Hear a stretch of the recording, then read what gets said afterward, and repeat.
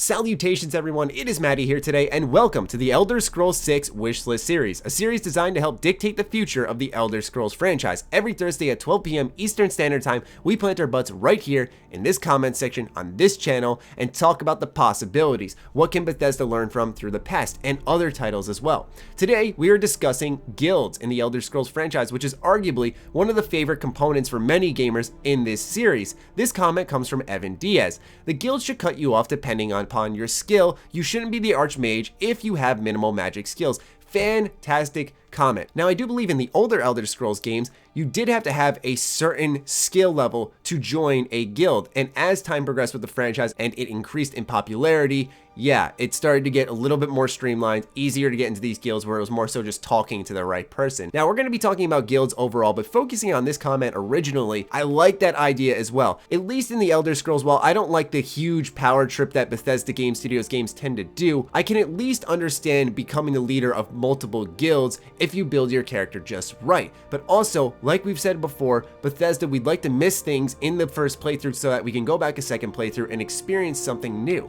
Perhaps, yes, we could access becoming leaders of all these guilds, but if I'm starting off a mage's build, then maybe my sneak skill is not going to be so good where I can't get into the thieves guild immediately, and that way down the line in that playthrough, perhaps that's when I can join the Thieves Guild, or I can just start a whole brand new character, and that's how I can get into the Thieves Guild itself. Mind you, this is just a hypothetical example, but I do like this idea because it does give Bethesda Game Studios that forced flexibility that they like to do, which is, hey, do everything in one playthrough, but it also gives us the option of let's do multiple playthroughs so that we can easily enter these different guilds. But like I said, I think it's a lot of fun in the fantasy type of way to join these guilds, become a part of them, and rise in the ranks of them. While it doesn't make sense to potentially be the leader of the Thieves Guild and the Dark Brotherhood, because they're complete contradictions of one another, I still have to say that I think it would be cool if Bethesda put certain limitations where it wasn't, like I said earlier, just talking to the right person, but really being equipped for the task. Like Evan said, it doesn't make any sense whatsoever to become the Archmage but have no destruction magic skill, no alteration magic skill. Why would someone who's ill-equipped even be allowed to join a guild who are specialists in that certain skill itself?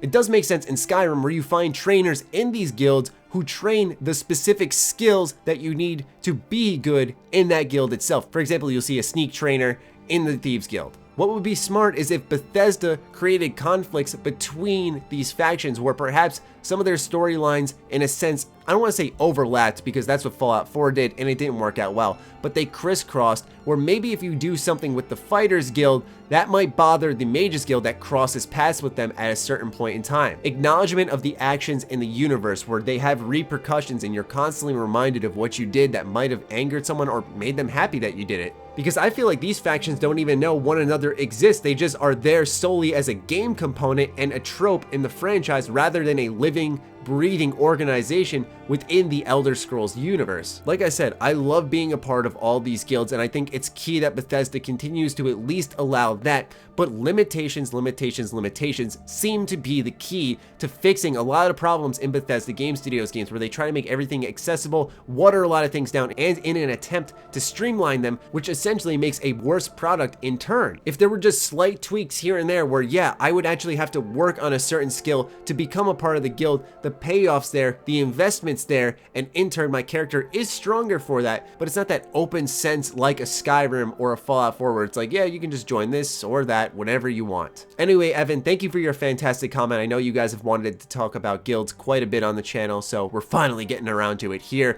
I'd love to hear what you guys say in the comments down below and decide where the next conversation shall go. I'm very much looking forward to it. Be sure to follow me on Twitter, like me on Facebook. The links are, as always, in the description down below. Check out SugarBomb.com, the place by Bethesda fans for Bethesda fans. Other than that, stay sexy, stay active. I love you all. Peace.